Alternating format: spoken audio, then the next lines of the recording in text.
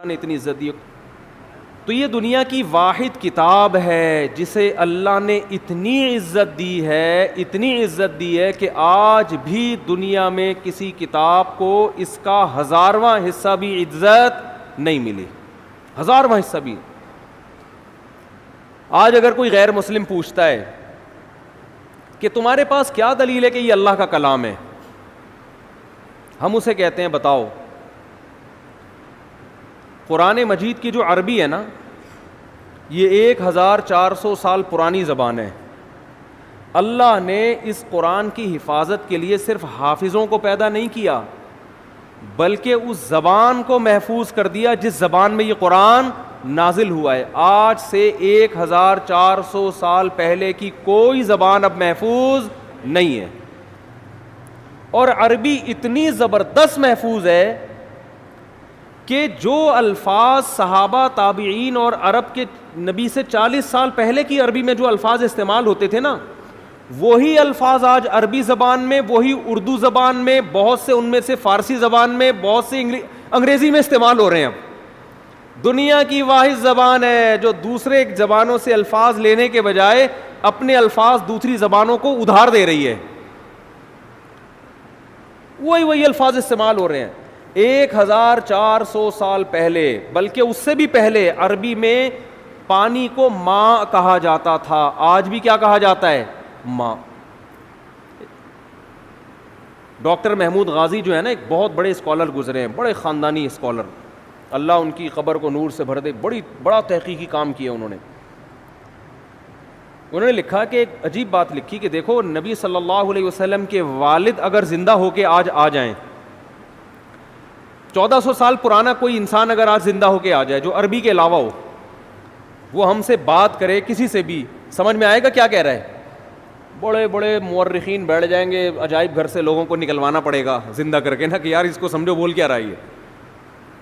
لیکن انہوں نے کہا کہ رسول اللہ صلی اللہ علیہ وسلم کے والد اگر آج زندہ ہو کے آ جائیں، حضرت عبداللہ، اور آج وہ ہم سے ہم کلام ہوں، کوئی بھی بات کریں، دنیا کے 20 ملک کے کروڑوں عوام اس کو سمجھے گی. ایک ملک نہیں، 20 کے قریب ملک ہیں جن کی زبان عربی ہے. وہ 20 ملک کے لوگ ان کی زبان سمجھیں گے، پورا ایک ایک لفظ سمجھیں گے یہ کیا کہہ رہے ہیں، ایک ایک لفظ سمجھیں گے. ایسا اللہ نے عربی زبان کو محفوظ کیا تاکہ یہ قرآن جب لوگوں کے سامنے پڑھا جائے تو لوگ یہ نہ سمجھیں یہ ہماری عقل میں نہیں آ رہا، ہم اس کو سیکھ ہی نہیں سکتے، ہم اس کو سمجھ ہی نہیں سکتے. اور دوسری بات کہ عربی زبان میں بھی مشکل زبان بھی ہے، آسان زبان بھی ہے، لیکن قرآن کی زبان اللہ نے بے انتہا آسان بنائی ہے. میں عجیب بات آپ کو بتاؤں، ہم جب مدرسوں میں عربی گرامر سیکھتے ہیں نا، عربی زبان سیکھتے ہیں، بس آگے عربی میں ہوتا ہے، تو عربی زبان سیکھنے کے بعد سب سے پہلے جو کتاب ہمیں سمجھ میں آتی ہے وہ قرآن. حدیث تھوڑی اور مشکل، اور فقہ کی کتابیں اور مشکل، عربی ادب اور مشکل. یعنی آپ اگر کوئی زبان سیکھیں نا تو بہت آسان کتابیں آپ کی سمجھ میں سب سے پہلے آئیں گی نا. ارے آپ نے انگلش سیکھی، ابھی تازہ سیکھی ہے، تو انگلش کی جو پہلی کتاب ہے وہ تو سمجھ میں آئے گی، دوسری جماعت کی کتاب آسانی سے سمجھ میں نہیں آئے گی، کیونکہ آپ نے جمعہ 8 دن تو ابھی انگلش سیکھی ہے آپ نے. تو سب سے آسان کتاب سمجھ میں آ جائے گی آپ کے. تو قرآن اتنی آسان عربی ہے قرآن مجید کی کہ عربی سیکھنے والا طالب علم سب سے پہلے کون سی چیز سیکھتا ہے، کون سی کتاب سمجھتا ہے؟ قرآن مجید. کتنا آسان. الحمد للہ رب العالمین، تمام تعریفیں اس اللہ کے لیے جو تمام جہانوں کا پالنے والا رب. یہ سارے الفاظ اردو میں یوز ہو رہے ہیں. حمد و ثنا ہے کہ نہیں ہے؟ للہ، اللہ کو بولتے ہیں. رب العالمین، رب عالمین کا معنی سارے جہاں.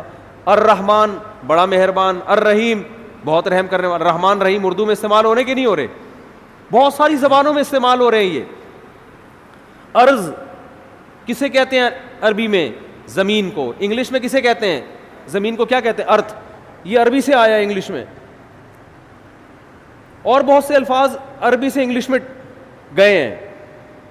ایسی زبان کہ وہ تو محفوظ ہے ہی، اس نے دوسری زبانوں پہ اپنا اثر ڈال دیا. دوسری زبانوں کا اثر قبول نہیں کیا اس نے، ورنہ زبان دوسری زبان کا اثر قبول کر کے تبدیل ہو جاتی ہے. ایسی خاندانی زبان اللہ نے بنایا عربی کو، قرآن کی وجہ سے محفوظ کیا. الرحمن الرحیم، مالکی، مالک کا لفظ اردو میں استعمال ہوتا ہے، مالک کا معنی مالک. یوم الدین، یوم کسے کہتے ہیں؟ دن کو کہتے ہیں نا، یوم سیاہ. الدین، روز جزا. ایاک نعبد، نعبد عبادت سے نکلا ہے، عبادت کا لفظ اردو میں نعبدو بنا دیا نا اس کو، عبادت کا لفظ استعمال ہوتا ہے. تو ایسی زبان کہ اتنی صاف ستھری، اور ایسی، ایک انگریز نے یہ بات لکھی ہے، بڑی خاندانی بات، اس کو نوٹ کر لیں. اس نے یہ کہا ہے، گورے کی بات ہے، مجھے موقع ملا میں اس کا حوالہ پیش کروں گا، کہ اگر کوئی شخص یہ چاہتا ہے کہ لوگ اس کی تحقیق سے 1000 سال بعد بھی اس طرح فائدہ اٹھائیں جیسے آج اٹھا رہے ہیں، تو وہ کتاب اگر لکھنا چاہتا ہے تو ایسی کتاب میں اس کے لیے عربی کے علاوہ اس کے پاس کوئی آپشن نہیں ہے. نہیں آ رہی بات؟ یعنی آپ یہ چاہتے ہیں نا کہ آپ کی کتاب 1000 سال بعد بھی لوگ سمجھیں، تو عربی زبان کے علاوہ کسی اور کتاب میں آپ ایسی کتاب، کسی اور زبان میں آپ ایسی کتاب نہیں لکھ سکتے. اور یہ بالکل صحیح کہا انگریز نے. اس نے یہ بات کی ہے کہ عربی میں 1000 سال پہلے کی جو کتابیں ہیں نا، جو لکھی گئی ہیں، 1200 سال پہلے جو کتابیں لکھی گئی ہیں، چاہے وہ سائنس کے موضوع پر ہوں، چاہے وہ دین کے موضوع پر ہوں، چاہے وہ فزکس کے موضوع پر ہو، جو مسلمان سائنسدان ہیں. البیرونی نہیں تھا فلکیات، ماہر فلکیات تھا 800 سال پہلے البیرونی. اس نے کرو ٹریگنومیٹری کی بنیاد رکھی ہے. جتنی کرو ٹریگنومیٹری ہے نا آج گورے جو استعمال کرتے ہیں، یہ ساری البیرونی سائنسدان کی ایکویشنز ہیں. تو ہمارے شیخ حضرت مفتی رشید احمد صاحب نے البیرونی کی کتابیں پڑھ کے کرو ٹریگنومیٹری سیکھی ہے، اور پوری کیلکولیشن کرنا، یہاں بیٹھے بیٹھے قبلہ کہاں ہے، اور جو کرو ٹریگنومیٹری بہت مشکل ہوتی ہے اس کی ایکویشنز. تو وہ 700 سال پہلے کے سائنسدان کی کتاب پڑھ کے انہوں نے عربی وہ ٹریگنومیٹری سیکھی ہے. لیکن 700 سال پہلے انگلش میں لکھی ہوئی کوئی کتاب آج سمجھ میں آ سکتی ہے کیا؟ پتہ نہیں اس وقت انگلش تھی بھی کہ نہیں تھی، کوئی اور زبان ہوگی جو بعد میں جا کے انگلش میں کنورٹ ہوئی ہے. حتیٰ کہ گوروں نے جو 150-200 سال پہلے انگلش میں کتابیں لکھی ہیں، آج انگلش سیکھنے والے، جو انگلش جاننے والے لوگ ہیں، ان کو 150-200 سال پرانی انگلش سمجھنے میں اچھی خاصی مشکل ہوتی ہے، اور 100 سال کے بعد وہ ان کی عقل سے بالکل اوپر کی چیزیں ہو جائیں گی.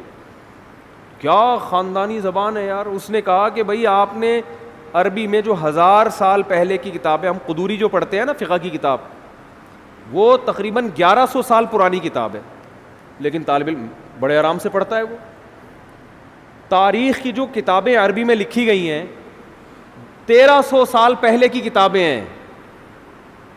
1300 سال پہلے بھی جو ہے نا جو ہسٹری لکھی گئی ہے، جو 100 سال کے کام ہوئے تھے. محمد ابن اسحاق مشہور مورخ ہے، وہ تقریباً 1300 سال پہلے کتابیں لکھ کر گیا تاریخی. غزوہ بدر، غزوہ احد، یہ ہوا، پھر وہ تو بہت قریبی زمانہ تھا نا نبی کے دور کا. وہ کتابیں آج ایسے سمجھ میں آتی ہے 2 اور 2 4 کی طرح. تو بتاؤ 1300 سال پرانی کوئی زبان ہے جو آج سمجھ میں آئے؟ تو اس انگریز نے لکھا کہ عربی وہ واحد زبان ہے کہ آپ اگر اپنی سائنسی تحقیقات عربی میں لکھیں گے تو آپ کی ان تحقیقات سے 1000 سال بعد بھی فائدہ اٹھایا جا سکے گا. اور اس نے یہ اعتراف کیا ہے کہ انگلش میں اگر آپ وہ کتابیں لکھیں گے تو 200, 250, 300, 400, 500 سال کے بعد کوئی ضمانت نہیں ہے کہ لوگ وہ کتاب سمجھ ہو سکتا ہے دنیا میں 2-4 اس کے ماہرین ہوں، باقی کوئی نہیں سمجھے گا. کیونکہ انگلش بھی بہت تیزی کے ساتھ بولو چینج ہو رہی ہے، بہت تیزی سے چینج ہو رہی ہے. ہم دیکھتے ہیں 15-20 سال پہلے کے انگلش کے کچھ الفاظ چینج ہو چکے ہیں، اب کچھ اور بن چکے ہیں وہ. اور وہ یہ تو نیچرل ہے نا. اردو کتنی چینج ہو چکی ہے. آپ مرزا غالب کو لے کر آئیں، سمجھ میں آئیں گے کیا بول رہے ہو بھائی؟ پہلے اس نے مس کہا، پھر تک کہا، پھر بل کہا، اس طرح ظالم نے مستقبل کے ٹکڑے کر دیے. یہ تو چلو سمجھ میں آ رہا ہے. انگشت بدنداں رہ گیا میں.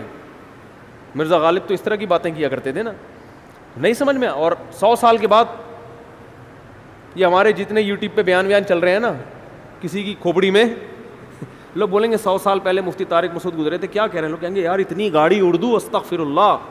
اس وقت آدھی اردو ہوگی، آدھی انگلش ہوگی، آدھی کچھ اور مل کے پتہ نہیں یہ باقی رہ گیا یا کوئی نئی زبان بن چکی ہو. تو یہ معجزہ ہے قرآن کا کہ اللہ نے اپنے کلام کو محفوظ کرنے کے لیے ایک قوم کے کلام کو محفوظ کر دیا. اللہ نے کہا تم وہ خوش قسمت ہو کہ تمہاری زبان میں قرآن نازل کر رہا ہوں, تمہارے اندر صلاحیت ہو یا نہ ہو, لیکن تمہاری زبان کو میں کیا کر دوں گا, ہمیشہ کے لیے محفوظ. آج وہی قرآن الحمد سے لے کے شروع کیا جاتا ہے اور والناس پہ ختم. اور عزت کتنی دی اللہ نے اس کتاب کو. چند باتیں کر کے بس بیان ختم کرتا ہوں. آج مائک ٹھیک نہیں ہے, چیخنا بہت پڑ رہا ہے, کھوپڑی گھومتی ہے پھر اس سے نا. کہ دنیا میں کوئی کتاب ہے جس کے ٹائٹل پہ رائٹر کا نام لکھا ہوا نہ ہو, ہے بھائی؟ ہر کتاب کے ٹائٹل پہ کیا ہوتا ہے, رائٹر کا نام. حتیٰ کہ بائبل پر بھی رائٹر کا نام لکھا ہوا ہوتا ہے. قرآن وہ واحد کتاب ہے جس کے ٹائٹل پہ رائٹر کا نام بولو نہیں ہے, اس لیے کہ اس کا رائٹر کون ہے. اور رائٹر بھی نہیں ہے اللہ, اللہ متکلم ہے. اللہ نے یہ لکھی نہیں ہے, اللہ نے کلام کیا. یہ اور عزت دے دی اللہ نے اس کو, کلام کیا. جبریل سے کلام کیا اور جبریل کے ذریعے اپنا کلام نبی کے قلب پہ نازل کیا. ایسا اللہ جب کلام کرتا تھا نا ہمارے نبی صلی اللہ علیہ وسلم کے قلب پہ, اس کلام کو جو اللہ کی ذات سے نکلا ہوا کلام, اس کو جب ہمارے نبی کے دل پہ نازل کرتا تھا, آپ صلی اللہ علیہ وسلم کو شدید سردی میں سخت ترین پسینہ آتا تھا. آج جو ہم نے آیت پڑھی ہے نا کہ کلوا واشربوا حتی یتبین لکم الخیط الابیض من الخیط الاسود من الفجر, پہلے یہ آیت نازل ہوئی کہ تم صبح سحری کے وقت تک کھا سکتے ہو جب تک سفید دھاگا کالے دھاگے سے جدا نہ ہو جائے. اصل میں اللہ تعالیٰ یہ بتا رہے تھے کہ اتنی روشنی ہو جائے کہ سفید اور کالے دھاگے میں فرق تمہیں نظر آنا شروع ہو جائے. یہ جب ہوتا ہے جب مشرق کی طرف سورج کی روشنی ایسے لمبائی میں پھیلنا شروع ہوتی ہے. اب صحابی کی سمجھ میں ہی نہیں آیا, وہ سمجھے کہ اس آیت کا یہی مطلب ہے کہ کالا دھاگا اور سفید دھاگا, حالانکہ یہ کنایا تھا کہ صبح صادق ہو جائے. تو وہ صحابی جو تھے نا وہ یہ لے کے بیٹھ گئے اور دھاگوں میں فرق کرنے لگے. تو جب فرق کرنے لگے تو پریشان ہوئے, نبی صلی اللہ علیہ وسلم کے پاس آئے کہ اللہ کے کلام کا مطلب کیا ہے. تو آپ صلی اللہ علیہ وسلم پر اللہ نے ایک لفظ نازل کیا چھوٹا سا, کلوا واشربوا حتی یتبین لکم الخیط الابیض من الخیط الاسود, کہ رات یعنی کالا دھاگا سفید دھاگے سے جدا ہو جائے یعنی فجر کا وقت ہو جائے.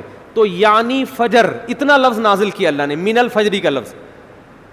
اور امی عائشہ فرماتی ہیں کہ اتنا سا لفظ جب نبی پہ نازل ہوا تو شدید سردی میں آپ صلی اللہ علیہ وسلم کے پسینہ ٹپکنا شروع, ایسے نچڑنا شروع. ہم سمجھ گئے کہ آپ پر کیا نازل ہو رہی ہے, وہی. جب آپ صلی اللہ علیہ وسلم نارمل حالت میں آئے تو آپ نے کیا لفظ پڑھا, من الفجر, بس اتنا سا لفظ. تو یہ اللہ کا کلام تھا. ایک اور دلچسپ واقعہ ہمیں ملتا ہے احادیث میں. قرآن مجید کی آیتیں نازل ہوئیں, لا یستوی القاعدون من المؤمنین, جو مومنین میں پیچھے بیٹھنے والے لوگ ہیں وہ ان کے برابر نہیں ہو رہے جو میدان جہاد میں بولو لڑتے ہیں. پیچھے بیٹھنے والے آگے میدان جہاد میں لڑنے والوں کے برابر, بولتے کیوں نہیں یار, کیا ہو گیا, نہیں ہے. وہ لڑ رہے ہیں میدان میں, قربانیاں دے رہے ہیں, تم یہاں پیچھے بیٹھے ہوئے ہو. ٹھیک ہے تم نماز پڑھ رہے ہو, زکوٰۃ دے رہے ہو, عبادت کر رہے ہو, لیکن ان سے ایسا تھوڑی ہوا. تو ہاتھ ضائع ہونے کا خطرہ, آنکھیں ضائع ہونے کا خطرہ, شہادت کا خطرہ, گرفتاری کا خطرہ, وہ 10 خطرے مول رہے ہیں. تو تم کیسے سمجھتے ہو کہ تم ان کے برابر ہو سکتے ہو؟ اب بعض صحابہ معذور تھے, ان کا جذبہ تھا میدان جہاد میں لڑنے کا, لیکن معذوری کی وجہ سے ان کو نبی جانے کی پرمیشن نہیں دیتے. وہ اتنے غمزدہ ہوتے کہ روتے تھے کہ کاش اللہ ہمیں صحت دیتا, ہم بھی جا کے لڑتے. اب جب یہ آیتیں نازل ہوئیں تو ان کا دل تو اور بیٹھ گیا کہ بھئی ہمارا تو بالکل انہی کی طرح لڑنے کا جذبہ ہے, ہمارے بازو میں طاقت نہیں, ہمارے کوئی نابینا تھے, کوئی بیچارے معذور تھے پاؤں سے, کوئی اپاہج تھے, تو ہمیں تو نبی روکتے ہیں ورنہ ہمارا تو جذبہ ہے. اور اللہ نے کہا کہ تم ان کے برابر نہیں ہو سکتے, جبکہ ہم تو روتے ہیں یہاں بیٹھ کے کاش ہمیں بھی وہاں جانے کا موقع ملتا. تو جب یہ نبی صلی اللہ علیہ وسلم کے سامنے صحابہ نے اشکال کیا نا تو ایک صحابی فرماتے ہیں کہ آپ صلی اللہ علیہ وسلم کی ران مبارک میری ران پر تھی، ران مبارک میری ران پر تھی. تو کہتے ہیں کہ میں نے دیکھا نبی پر وحی کے آثار ظاہر ہونا شروع. صحابہ گئے نبی کی خدمت میں، یا رسول اللہ ہم تو معذور ہیں، اور اللہ کہہ رہا ہے لا یستوی القاعدون من المؤمنین والمجاہدون فی سبیل اللہ، پیچھے بیٹھنے والے اللہ کی راہ میں جہاد کرنے والوں کے برابر نہیں ہیں. تو ہم تو شوق سے تھوڑی پیچھے بیٹھے ہیں. تو صحابی کہتے ہیں کہ نبی صلی اللہ علیہ وسلم کی ران مبارک کو میں نے دیکھا، اتنی وزنی ہو گئی کہ مجھے لگا کہ میری ٹانگ چٹخ کے پچک جائے گی، ہڈی ٹوٹ جائے گی اس کی، اتنی بھاری ران ہو گئی آپ صلی اللہ علیہ وسلم کی، اور آپ پر ایسے کپ کپی کے آثار. تھوڑی دیر میں آپ صلی اللہ علیہ وسلم کا جسم ہلکا ہو گیا، اور آپ نے ایک لفظ کی تلاوت کی، غیر اولی الضرر، بشرطے کہ ان کو کوئی مجبوری، بولو نا یار، یہ اردو میں تو بڑا لمبا لفظ ہو گیا، بشرطے کہ ان کو کوئی مجبوری نہ ہو. آواز نہیں آ رہی مجھے؟ کون سا جا رہی ہے میری آواز؟ میرا بھی کھوپڑی خراب ہو رہی ہے، آواز نہیں آ رہی ان کو، تصویر پہ گزارا کریں. تو غیر اولی الضرر، بشرطے کہ ان کو ضرر نہ ہو. اردو میں تو یہ لفظ بہت لمبا ہے، عربی میں غیر اولی الضرر، بس اتنا سا لفظ نازل ہوا ہے اللہ کی طرف سے. اور صحابی کہتے ہیں اتنا جسم بوجھل ہو گیا کہ میری ٹانگ مجھے قریب تھا کہ ٹوٹ کے چٹک کے پچک جائے گی وہ. اور ایسے آپ صلی اللہ علیہ وسلم کے پسینہ نچڑنے لگا جہاں پہ. میں یہ سوچتا تھا کہ جب اللہ نے یہ نازل کرنا ہی تھا ہے بھائی کہ جو پیچھے بیٹھنے والے لوگ ہیں وہ آگے جانے والوں کے برابر نہیں ہیں، بشرطے کہ ان کو کوئی معذوری نہ ہو، تو پہلے ہی نازل کر دیتا. کیا ہو گیا بھائی، کیا ہو گیا یار؟ تاکہ صحابہ کو اشکال ہی نہ ہوتا. صحابی نے آ کے اشکال کیا کہ ہم تو عذر سے بیٹھے ہوئے ہیں، تو ہم بھی ان کے برابر نہیں ہیں جو آگے لڑ رہے ہیں. پھر اشکال کیا، پھر اللہ نے کیا دیا؟ جواب دیا. تو اس کی ضرورت کیا تھی؟ اللہ کو تو پتا تھا کہ ان کے دل میں اشکال پیدا ہوگا، تو اللہ اشکال کرنے سے پہلے ہی پوری آیت نازل کر دیتے نا. پہلے آدھی نازل کی، پھر اس میں ایک جوڑ دیا، ایک اس میں جو ہے نا گویا کہ ایک پیوند لگایا گیا ہے. تو اصل میں یہ حکمت تھی قرآن کی حقانیت، قرآن کی حقانیت کہ نبی اپنی طرف سے ایک لفظ کا بھی اس میں اضافہ نہیں کر سکتے، ورنہ نبی اس کی تشریح کر دیتے نا کہ بھائی تم جو میرے پاس آئے ہو اور یہ پوچھ رہے ہو کہ پیچھے بیٹھنے والے آگے بیٹھنے والوں کے برابر نہیں ہیں، تو میں نے اللہ سے پوچھا، اللہ نے مجھے بتا دیا ہے. میرا وہی تو ویسے بھی آتی تھی نا جس کو حدیث کہا جاتا ہے، یہ بھی تو اللہ سے پوچھ کے ہی باتیں کرتے تھے آپ صلی اللہ علیہ وسلم. تو میں نے اللہ سے پوچھا، اللہ نے بتایا کہ اس میں خود بخود یہ شرط لگی ہوئی ہے کہ بشرطے کہ کوئی عذر نہ ہو، یہ بتا دیتے. لیکن نہیں، اللہ نے یہ ثابت کرنا تھا کہ اس میں نبی اپنی طرف سے کوئی ایڈیشن بولو نہیں کر سکتے، اور صحابہ کو یہ بھی دکھانا تھا کہ یہ نبی کے اپنے الفاظ نہیں ہیں، یہ آسمان سے نازل ہوئے ہیں. اپنے الفاظ میں انسان کی یہ کیفیت نہیں ہوتی، یہ واقعی من جانب اللہ الفاظ نازل ہو رہے ہیں کہ ایک لفظ نے اتنا بوجھل بنا دیا کہ آج تم نے اپنی آنکھوں سے دیکھ لیا کہ تمہاری ٹانگ ٹوٹ کے ہلاک ہونے والی تھی. اس کا مطلب یہ ایک لفظ کا بوجھ ہے جو اللہ کی ذات سے نکلا اور پیغمبر کے قلب پہ نازل ہوا، تاکہ صحابہ کو اور اطمینان ہو جائے کہ یہ ان کا کلام نہیں ہے. اپنے کلام کے وقت یہ کیفیت تھوڑی ہوتی ہے انسان کی. تو ایسا اللہ نے حفاظت کا وعدہ کیا، اور کیسی عزت دی اللہ نے. کتاب پہ ٹائٹل پہ مؤلف کا نام بولو نہیں، تعارف کیا ہو رہا ہے؟ کتاب میں انٹروڈکشن ہوتا ہے نا شروع میں، یہ کتاب فلاں سن میں لکھی گئی ہے، ایک حادثہ ہوا تھا اس کے نتیجے میں ہم نے یہ لکھی. قرآن اپنے آپ کو انٹروڈیوس کیا کرواتا ہے؟ ذالک الکتاب، اے لوگو یہ کتاب ہے. کیا انداز ہے نا کتاب شروع ہونے کا، اے لوگو یہ کتاب، لا ریب فیہ، اس میں کوئی شک نہیں ہے کہ یہ کس کی طرف سے ہے؟ اللہ کی طرف سے. اے اللہ یہ لکھی کیوں گئی ہے، یہ نازل کیوں کی گئی ہے؟ ہدن، یہ تمہیں گائیڈ کرے گی صحیح کیا ہے اور بولو غلط کیا. یعنی پہلے جملے میں ہی بتا دیا کہ اس جیسی دنیا میں کوئی کتاب ہے نہیں، کیونکہ گائیڈنس قرآن کے علاوہ کوئی کتاب کرتی نہیں ہے. آپ کہو یار بہت ساری کتابیں گائیڈ کرتی ہیں، فزکس کی کتابیں ہمیں بتاتی ہیں کہ کتنے کلومیٹر فی گھنٹہ کی رفتار سے اگر کتا آپ کے پیچھے دوڑے گا تو کتنی دیر میں آپ کو پکڑ لے گا. یہی ہوتا ہے نا, اتنی کلومیٹر سے آپ دوڑو گے تو اتنی دور میں وہاں پہنچ جاؤ گے, یہ ہو جائے گا وغیرہ وغیرہ. تو وہ تو بہت زبردست گائیڈ کرتی ہیں.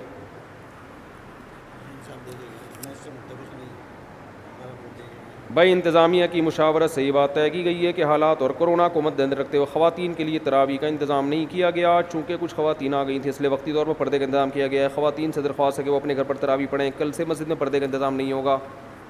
چلو ٹھیک ہے, سنا دی ہم نے بھائی اعلان. تو کیا کہہ رہا تھا میں, گائیڈنس, گائیڈ صرف یہ کرے گی آپ. اصل میں یہ جو گائیڈنس مل رہی ہے نا کہ میری گاڑی کہاں سے ٹھیک ہوگی, یہ خاندانی گائیڈنس تھوڑی ہے, صحیح ہے نا, میرا گردے کی پتھری کیسے نکلے گی.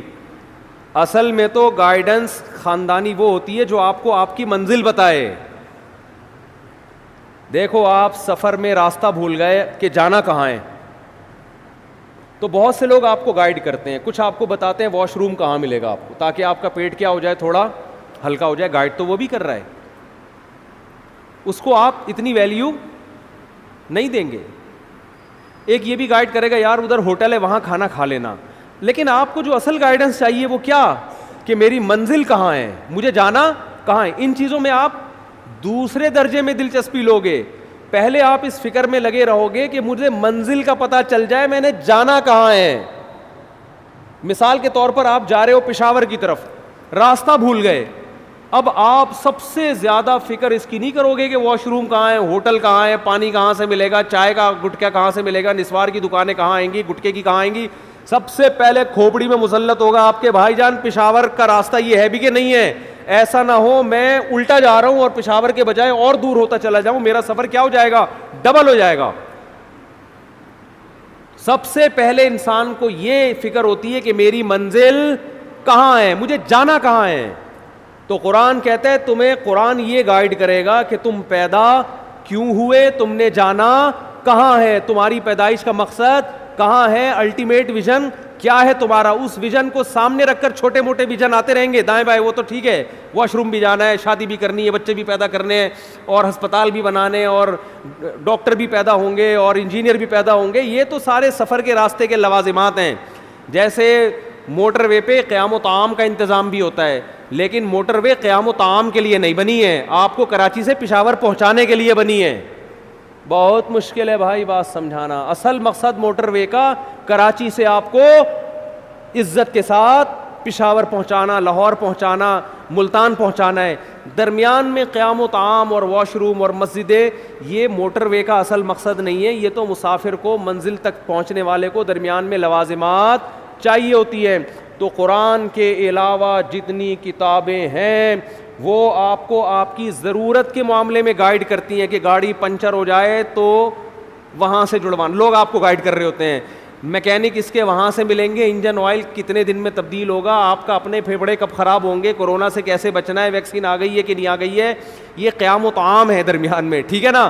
قرآن آپ کو بتائے گا کہ جس زندگی کی موٹر وے پہ تم چل رہے ہو تو اس موٹر وے میں تمہارا اصل ہدف کہاں ہے, اور کتنے کلومیٹر کے بعد تم نے دائیں مڑنا ہے, اور کتنے کلومیٹر کے بعد تم نے بائیں مڑنا ہے. بہت مشکل ہے ماموں بات سمجھانا. آج کل ہم جب چھوٹے بچے تھے نا تو جب بات سمجھ میں آئی تھی اس کو ماموں کہتے تھے. ہم کیا کہتے تھے اس کو, ماموں. ماموں بات سمجھ لیا, سمجھا. ماموں اس لیے کہ پیار سے نا, کہ تجھے بڑا بھی بنا رہا ہوں میں.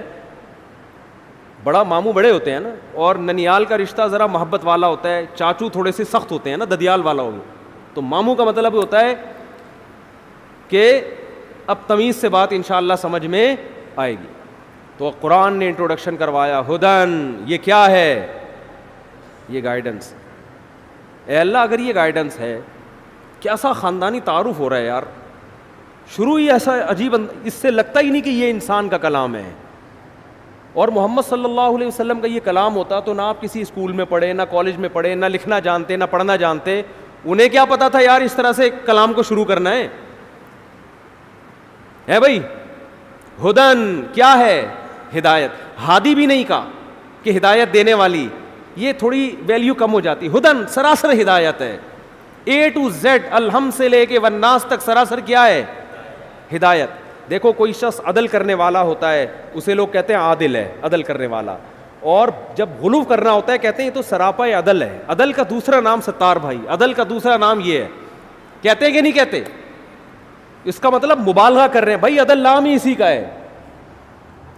تو دوسری شرط قرآن نے بتائی ہدن, پہلا انٹروڈکشن کیا کروایا, کیا یہ ہدایت.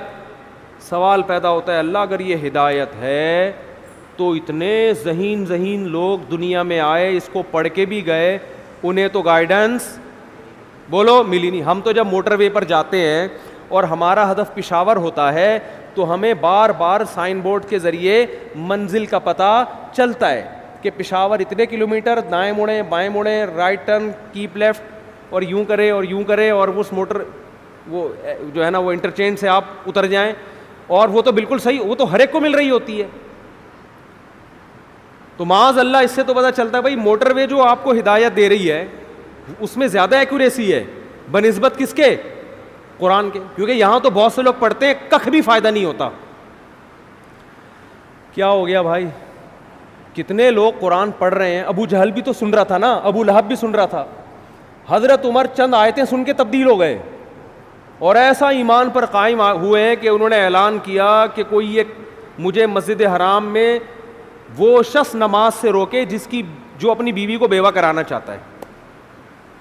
چند آیتیں سنی اور منزل سمجھ میں آ گئی کہ جانا کہاں ہے میں. لیکن بہت سے پڑھ رہے ہیں, کوئی فائدہ بولو نہیں ہو رہا. تو قرآن نے بتا دیا ہدایت تو ہے, ہر ایک کے لیے نہیں, للمتقین, ان لوگوں کو جو پرہیزگار بننا چاہتے ہیں, جو سیدھے راستے کی تلاش میں ہیں. کیا مطلب, آپ موٹر وے پہ چل رہے ہو, آپ کی منزل پشاور ہے, لیکن آپ کو اس سے غرض ہی نہیں ہے کہ میری منزل ہے کیا. آپ موٹر وے پر صرف انجوائے کرنے کے لیے نکلے ہو کہ چلیں موٹر وے پہ چل کے دیکھیں کہ ہے کیا. اور موٹر وے والوں نے ایسے سائن بورڈ فرض کرو کہ لگا دیے ہوں کہ جو واقعی پشاور جانا چاہتا ہے اس کو تو وہ لکھائی سمجھ میں آئے, کوئی ایسے سافٹ ویئر ڈال دیے فرض کرو انہوں نے, اور جو نہیں جانا چاہتا, جو لوفری کے لیے نکلا ہے, اس کو وہ سائن بورڈ سمجھ میں آئے ہی نہیں.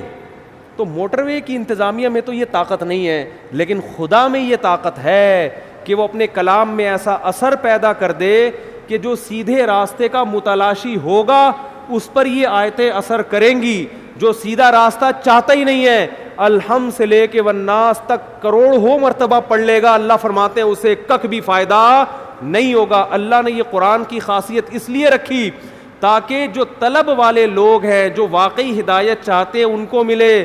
فالتو لوگ اس نعمت سے فائدہ نہ اٹھائیں.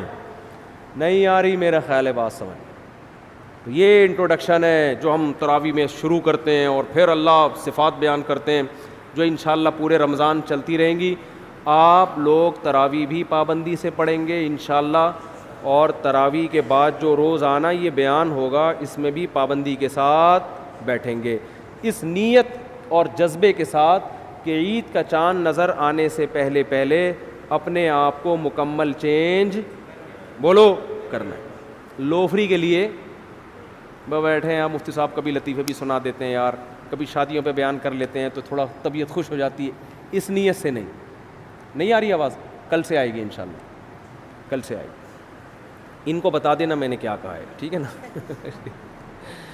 اللہ تعالی ہم سب کو سمجھنے کی عمل کی توفیق عطا فرمائے, اور اس رمضان کو ہمارے لیے اللہ تعالی آدم علیہ الصلاۃ والسلام کے جنت سے نکالے جانے اور پھر ان پر جو آزمائشیں آئیں ان کا واقعہ بیان فرما رہے ہیں. میری آواز آپ سب کو صاف آ رہی ہے, بالکل کلیئر ہے بھائی؟ چلو, ہسٹری ہے یہ, ونس اپون اے ٹائم کہ ہمارے والد محترم کو جنت سے نکالا گیا تھا. اس واقعہ میں بہت سارے اسباق ہیں. قرآن جب کوئی تاریخی واقعہ سناتا ہے تو قرآن کے پیش نظر جرنل نالج بولیں نہیں ہوتی. جنرل نالج کے لیے نہیں, کیونکہ جنرل نالج کے واقعات تو بہت ہیں. تبھی قرآن تاریخ بھی مینشن نہیں کرتا ہے کہ یہ واقعہ کس سن میں ہوا. نوح علیہ السلام کا قرآن نے بتایا 950 سال تبلیغ کی, کس سن میں آئے اس تاریخ کا قرآن تذکرہ بولو نہیں کرتا, کیونکہ تمہیں اس سے کیا لینا دینا کہ کس تاریخ میں آئے تھے. مورخین بتاتے ہیں کہ یہ اس سن میں ہوا تھا قبل مسیح اتنے ہزار سال پہلے, اور یہ جیسے ابراہیم علیہ السلام اگر ہم ان کی ہسٹری اٹھا کے دیکھتے ہیں تو ہمیں اندازہ ہو جاتا ہے کہ آج سے تقریباً 4000 سال پہلے ابراہیم علیہ السلام دنیا میں آئے, کیونکہ جو سلسلہ نسب چلتا ہے نا وہ اتنا ہی چلتا ہے. لیکن قرآن واقعات میں تاریخ کو مینشن نہیں کرتا, بلکہ حدیثوں میں بھی نہیں ہوتا. یہاں تک کہ آپ اسلامی تاریخ میں واقعات دیکھیں جو احادیث میں واقعات بیان ہوئے ہیں, خود جن کا براہ راست نبی کی سیرت سے تعلق ہے, ان میں بھی بہت اہم واقعات میں تاریخوں کو محفوظ نہیں کیا گیا. بعض دفعہ ہسٹری میں تاریخ اس لیے نہیں بتائی جاتی کہ وہ واقعی غلط ہوتا ہے, تبھی آپ کو پوری تفصیل معلوم نہیں ہوتی. آپ جب عدالت میں گواہی دیتے ہیں فلاں شخص نے چوری کی ہے, جج پوچھتا ہے کس دن, آپ کہتے ہیں پتہ نہیں. جج پوچھتا ہے کہ ٹائم کیا ہو رہا تھا, چلو ڈیٹ بھول گئے ہو, ٹائم کیا ہو رہا تھا, آپ کہتے ہو پتہ نہیں. جج پوچھتا ہے سردیوں کا موسم تھا کم بخت گرمیوں کا موسم تھا, کچھ تو منہ سے پھوٹنا, آپ کہتے ہو یہ بھی مجھے یاد نہیں. جج کہتا ہے کہ اس کا مطلب آپ چھوڑ رہے ہو, ٹھیک ہے نا, آپ کیا کر رہے ہو, جھوٹ بول رہے ہو. تو تاریخ اگر معلوم نہ ہو تو بعض دفعہ تو یہ اس کی علامت ہوتی ہے کہ یہ واقعہ ہے ہی نہیں, کیونکہ بندہ پوری ڈیٹیل بتا ہی نہیں رہا. لیکن بعض دفعہ یہ اس کی علامت ہوتی ہے اگر یعنی وہ واقعہ کا ثبوت پہلے سے ثابت ہو, پھر بھی آپ ڈیٹ کو مینشن نہیں کر رہے, لیکن آپ نے دوسرے دلائل سے ثابت کر دیا کہ یہ واقعہ ہوا ہے. ایسے موقع پہ ڈیٹ نہ بتانا اس کی علامت نہیں ہے کہ واقعہ غلط ہے. اس کی علامت ہے کہ اگر ان چیزوں میں آپ کو لگا دیا گیا تو اس واقعے کا جو اصل سبق تھا, اصل مقصد تھا, وہ مقصد نظروں سے اوجھل ہو جائے گا. اگزامپل کے بغیر, مثال کے بغیر آج کل بات سمجھ میں آتی نہیں ہے لوگوں کے, یہ بڑا مسئلہ ہے. کہتے ہیں نا کوئی مثال دو. دیکھیے رسول اللہ صلی اللہ علیہ وسلم ایک دن پیدا ہوئے تھے, اس کو تو ساری دنیا بھی مانتی ہے کہ نہیں مانتی, گورے بھی مانتے ہیں ہاں بھائی یہ واقعہ ہے. حتیٰ کہ جو ایتھیسٹ ہے نا, ملحد, جو بالکل ہی مذہب کے جڑ سے ہی منکر ہیں, وہ بھی کہتے ہیں کہ محمد بن عبداللہ نامی شخص دنیا میں آئے تھے. وہ الگ بات ہے, وہ ان کو جھوٹا نبی کہہ دیتے ہیں معاذ اللہ, اور ایک دن دنیا سے گئے بھی تھے. کیا خیال ہے, غلط تو نہیں کہہ رہا؟ اسلامی تاریخ میں اس سے بڑا واقعہ کوئی ہو سکتا ہے؟ کیونکہ اسلامی تاریخ, اسلام کے بانی کون ہیں, بانی سے میری مراد یعنی جنہوں نے اسلام کا تعارف کروایا, محمد ابن عبداللہ صلی اللہ علیہ وسلم ہیں یا نہیں ہیں؟ تو اسلام میں جیسے پاکستان کے لیے سب سے زیادہ اہم شخصیت کون ہے؟ قائد اعظم. اب آپ پاکستان کی ہسٹری پڑھا رہے ہو, اس میں قائد اعظم کا نام ہی نہیں آ رہا کہیں. لوگ کہیں گے واہ بھائی واہ, یہ ایسا ہی ہے جیسے شادی میں دولہا ہی نہیں ہے. صحیح ہے نا,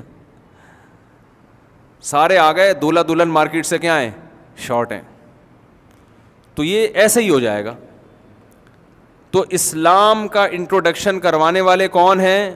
محمد صلی اللہ علیہ وسلم. تو اسلامی تاریخ میں محمد صلی اللہ علیہ وسلم کی پیدائش اور آپ کا دنیا سے جانا, اس سے بڑا واقعہ اسلامی تاریخ میں نہیں ہوا.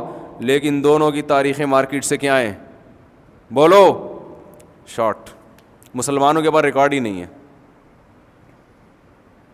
یہ عجیب بات ہے کہ نہیں ہے؟ آپ کو حیرانگی نہیں ہو رہی؟ مجھے آپ کی حیرانگی نہ ہونے پر حیرانگی ہو رہی ہے. دونوں کی تاریخیں مسلمانوں کے پاس، بولو نا یار، محفوظ ہی نہیں ہے. کوئی غیر مسلم اعتراض کر سکتا ہے یار تم تو کہہ رہے ہو اسلام اتنا محفوظ ہے، ایک ایک ادا نبی کی محفوظ ہے، تمہیں تو ڈیٹ آف برتھ اور ڈیٹ آف ڈیتھ ہی معلوم نہیں ہے. دنیا میں کسی کی زندگی میں سب سے بڑا واقعہ کیا ہے؟ وہ آیا کب تھا. اور اگر پہلے سے بتا دیا جائے کہ جائے گا کب، تو میرا خیال ہے وہ ڈیٹ ہم کبھی بھی بھولیں گے نہیں. وہ تو مرنے کے بعد پتہ چلتا ہے نا فلاں دن گیا. لیکن انسان کے لیے اس کی زندگی میں سب سے اہم ترین دن اس کی پیدائش اور اس کا دنیا سے جانا. تبھی 99% لوگ اپنی ڈیٹ آف برتھ یاد رکھتے ہیں. خاص طور پر کوئی سیلیبریٹی ہو، کوئی مشہور شخصیت ہو، اس کی ڈیٹ آف برتھ نہیں بھولی جاتی. اس کی تو ہسٹری میں سب سے پہلے لکھا یہ جاتا ہے کہ آپ کس تاریخ کو پیدا ہوئے.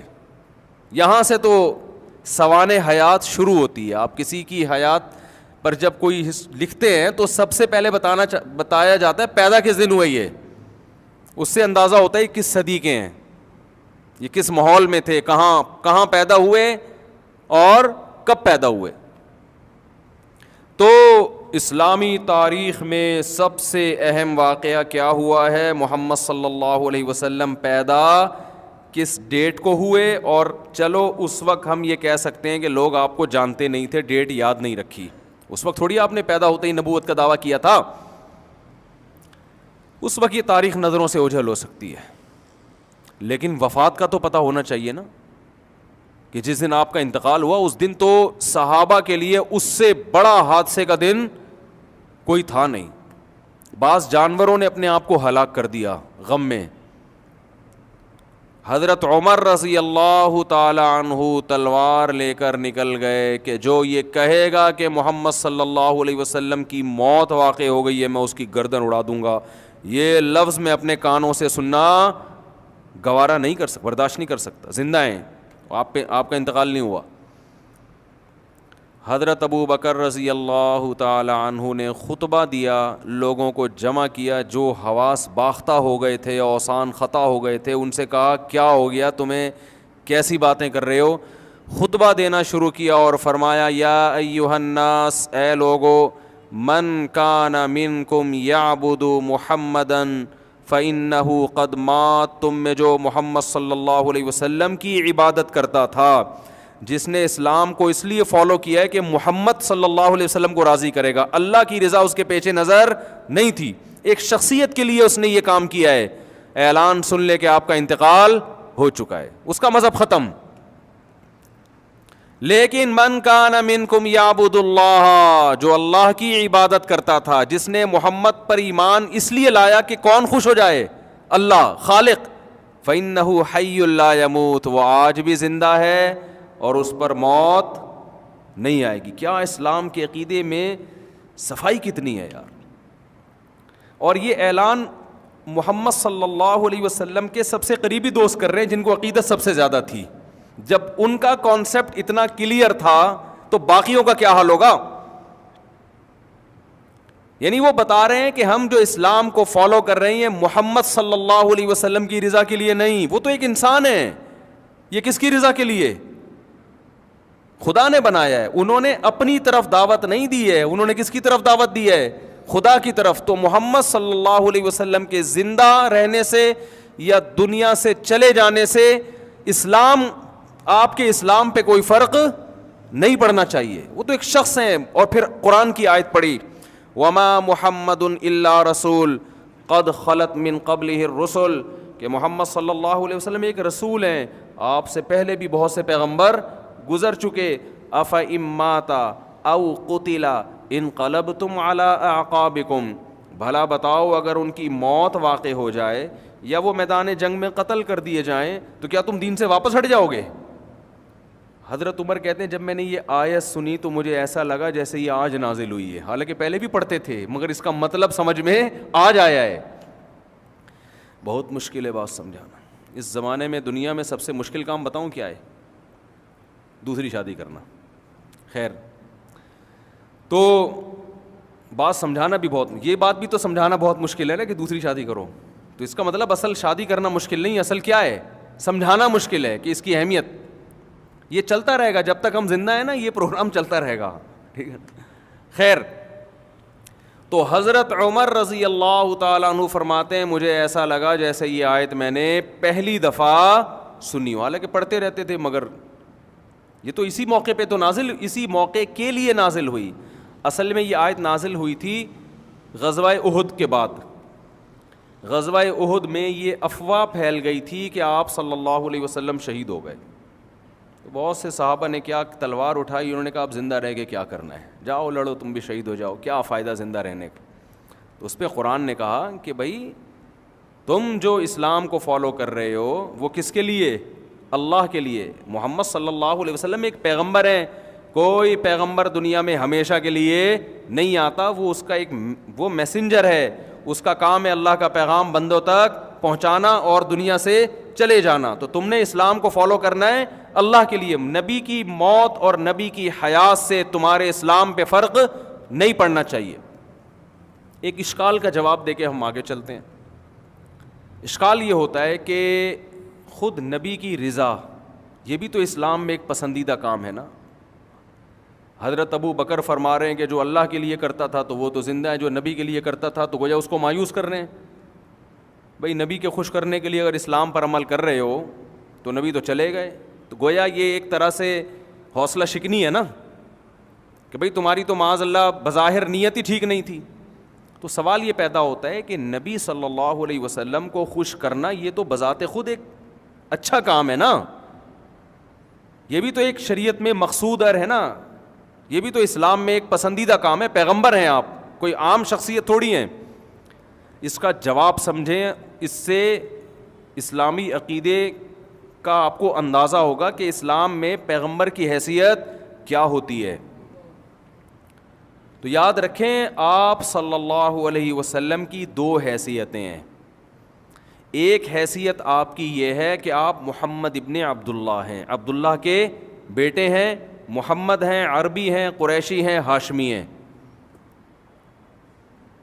اس حیثیت سے آپ کو خوش کرنا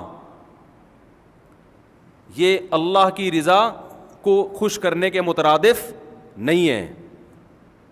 ایک حیثیت آپ صلی اللہ علیہ وسلم کی ہے کہ آپ اللہ کے نمائندے ہیں, اللہ کے سفیر ہیں. سفیر کو ناراض کرنا کس کو ناراض کرنے کے مترادف ہے؟ کہ جس نے اس کو سفیر بنا کر بھیجا ہے. اس حیثیت سے آپ کو راضی کرنا یہ اللہ ہی کی رضا ہے. اور قرآن میں دونوں قسم کی رضاؤں کا ذکر ہے. قرآن کہتا ہے یعتذرون الیکم اذا رجعتم الیہم لترضوا عنہم, کہ اے محمد صلی اللہ علیہ وسلم جب آپ غزوہ تبوک سے واپس پہنچیں گے مدینہ تو بہت سے منافقین آئیں گے, گول مول باتیں کریں گے. وہ یہ بتائیں گے ہم جنگ میں اس لیے نہیں گئے تاکہ آپ ان سے خوش ہو جائیں. لیکن اگر آپ ان سے خوش ہو بھی گئے تو اللہ ان سے خوش بولو نہیں ہوگا.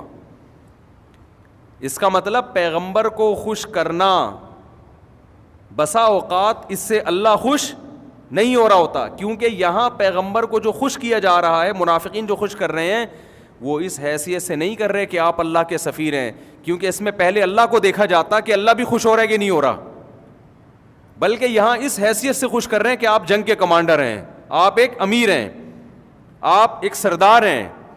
تو ہر شخص کی خواہش ہوتی ہے جو میرا ذمہ دار سردار ہے میں اس کو کیا رکھوں, خوش رکھوں, کیونکہ اس سے مجھے مفاد ملیں گے.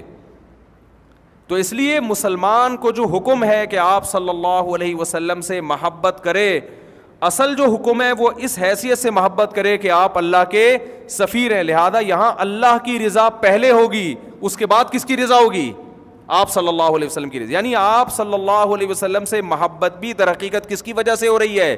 اللہ کی وجہ سے ہو رہی ہے. اللہ سے محبت نبی کی وجہ سے نہیں ہو رہی. نبی سے محبت کس کی وجہ سے ہو رہی ہے؟ اللہ کی وجہ سے ہو رہی ہے. تو اللہ کیا ہے اسلام میں؟ اصل اللہ ہے, کیونکہ ہمیں پیدا کرنے والا وہ ہے. بہت میرا خیال ہے اتنی مشکل بات نہیں ہے. دوسری شادی سے تو آسان ہی ہے نا. آپ دوسری نہ کریں, لیکن یہ بات تو سمجھ جائیں نا, یہ تو آسان سی بات کی ہے میں نے. جبکہ ہمارے ہاں بعض لوگ نبی کی حیثیت کو اتنا بڑھا دیتے ہیں کہ ان کی تقریروں سے ایسا لگتا ہے کہ اصل کون ہے, اصل نبی ہیں, اللہ معاذ اللہ دوسرے نمبر پر ہے. تو یہ بھی ایک نوعیت کا شرک ہے. تو خیر میں یہ عرض کر رہا تھا, میں کیا عرض کر رہا تھا ذرا یاد ہے آپ کو؟ ہاں, میں یہ عرض کر رہا تھا کہ اسلامی تاریخ میں سب سے بڑا واقعہ کیا ہوا ہے؟ آپ صلی اللہ علیہ وسلم کی پیدائش. چلو اس وقت ہم کہتے ہیں لوگوں کو کیا پتہ تھا کہ آپ پیغمبر بنیں گے, لیکن آپ صلی اللہ علیہ وسلم کی وفات کے وقت تو یہ غم تھا صحابہ کو, اس سے بڑا صدمہ صحابہ کو تاریخ میں نہیں پہنچا. اتنا بڑا صدمہ, کیونکہ عشق کی حد تک محبت تھی صحابہ کرام کو. اور حضرت عمر جیسا مضبوط دل, وہ یہ لفظ سننے کے لیے تیار نہیں ہے کہ کوئی یہ کہے کہ آپ پر موت واقع. انسان کو بہت محبت ہوتی ہے نا, وہ نہیں سنتا. خوشی کی خبر بھی انسان سے برداشت نہیں ہوتی, بہت زیادہ خوشی ہو. غم کی خبر بھی انسان سے برداشت نہیں ہوتی, بہت زیادہ خوشی بھی برداشت نہیں ہوتی. اس پہ وہ مشہور واقعہ ہے نا کہ ایک آدمی کی 5 کروڑ روپے کی لاٹری نکل گئی.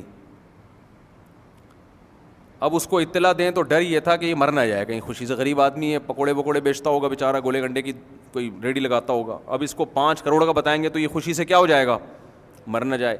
تو ماہرین نے کیا کیا کہ بھئی نفسیاتی ڈاکٹر بھیجا جائے اس کے پاس. نفسیاتی ڈاکٹر اس کو آرام آرام سے سمجھائے گا, کوئی کسی طرح سمجھائے گا, اس کو یہ خبر بھی دے دے گا کہ 5 کروڑ کی لاٹری نکلی ہے, اور اس طرح سے دے گا کہ یہ مرے گا بھی نہیں. تو نفسیاتی ڈاکٹر چلا گیا, اس نے جا کے اس کو پہلے سمجھانا شروع کیا. فرض کرو تمہارے 10 لاکھ روپے کی لاٹری نکل آئے تو کیا کرو گے؟ اس نے بتایا بھئی یہ کروں گا, 6 گولے گنڈے اور لگا دوں گا, پورا دکان کھول لوں گا, یہ کر لوں گا, وہ کر لوں گا. جب یہ مانوس یعنی اس سے مانوس ہو گیا نا, اس نے کہا یہ ہو سکتا ہے تمہارے ساتھ, یہ بتا دوں 10 لاکھ کی لاٹری نکل سکتی ہے, کچھ ایسی اطلاعات آ رہی ہیں کہ تمہاری 10 لاکھ کی لاٹری نکلی ہے. جب اس کا اس کو وہ خوشی برداشت کر پایا تو پھر 20 لاکھ پہ آیا. ہوتے ہوتے ہوتے بالآخر اس نے کہا اب یہ اس قابل ہو گیا ہے کہ اس کو میں 5 کروڑ بولو بھائی بتا. تو آخر میں آ کے اس سے کہنے لگا کہ اچھا فرض کرو تمہاری 5 کروڑ کی لاٹری نکلے تو تم کیا کرو گے؟ وہ خوشی سے کہتا ہے آدھے تجھے دے دوں گا. یہ بولا اور یہ نفسیاتی ڈاکٹر انا للہ یہ خوشی سے مر گیا. اس کا علاج کے لیے آیا تھا خود کیا ہو گیا. جب اس نے کہا نا اگر لاٹری واقعی نکل آئی نا تو 2.5 کروڑ کس کے دے دوں گا؟ تجھے. نے کہا اچھا, بس یوں کہا اور ڈھم تو نیچے. تو یہ خیر میں سنا رہا ہوں یہ بتانے کے لیے کہ غم کی خبر بھی اچانک نہیں سنائی جاتی. خوشی بہت زیادہ, اس سے بھی آدمی اوپر سے کیا ہو جاتا ہے, پاگل ہو جاتا ہے. ایسے بھی لوگ ہیں, ہارٹ اٹیک کا واقعہ ہوا ہے, امریکہ کا ویزا مل گیا اور مر گیا. وہ یہ واقعہ میں نے سنا ہے اور مستند ذرائع سے سنا ہے. امریکہ کا ویزا ملا, خوشی میں ہی مر گیا. تو اب تو اتنی لوگوں میں امریکہ کی نہیں ہے, پہلے تو بہت امریکہ کوئی چلا جائے تو اب پتہ نہیں کہ اب تو وہ بہت سے گئے نا, انہوں نے کہا کچھ بھی نہیں ہے, وہی ہے جو یہاں پر ہوتا ہے نا, اور کوئی بس گٹر کے ڈھکن بند ہوتے ہیں, یہاں کھلے ہوئے ہوتے ہیں, اس سے زیادہ کوئی خاص فرق نہیں ہے. ٹھیک ہے نا. تو آپ بتاؤ اتنا بڑا اسلامی تاریخ میں دن آیا, مگر اس کی تاریخ یہ جو 12 ربیع الاول کہتے ہیں نا, یہ ایسا ہی ہے, نہیں ہے. 12 ربیع الاول کسی مستند حدیث میں نہیں ہے. اتنا اختلاف ہے کہ آپ صلی اللہ علیہ وسلم کی وفات کس ڈیٹ میں ہوئی ہے, اچھا خاصا اختلاف. اور ضعیف روایتیں ہیں, کوئی کہتا ہے 12 ہے, کوئی کہتا ہے 8 ہے, کوئی کہتا ہے 9 ہے. یہ ہے کہ ربیع الاول اور پیر کا دن, ڈیٹ معلوم نہیں ہے. سوال پیدا ہوتا ہے, گورا اعتراض کر سکتا ہے یار ایک طرف تم یہ بھی بتاتے ہو ہمارے نبی مسکراتے تھے تو کتنے دانت نظر آتے تھے, ہمارے نبی کے سر میں آخر عمر میں سفید بال کتنے تھے یہ تک صحابہ نے بتایا, کھجور کھا کے کھجور کی گٹلی کیسے پھینکا کرتے تھے, آپ صلی اللہ علیہ وسلم کی چال کیسی تھی, آپ صلی اللہ علیہ وسلم کھانے سے پہلے کیا دعا پڑھتے تھے, کھانے کے بعد کیا الفاظ کہتے تھے, آپ صلی اللہ علیہ وسلم تہجد میں کتنی رکعتیں پڑھا کرتے تھے, کتنی لمبی نماز پڑھا کرتے تھے, اپنی زوجات سے کیسے پیش آیا کرتے تھے, ان سے کیسے اخلاق سے بات کیا کرتے تھے, گھر میں آتے تو انداز کیا ہوتا, گھر سے نکلتے تو انداز کیا ہوتا, ایک ایک چیز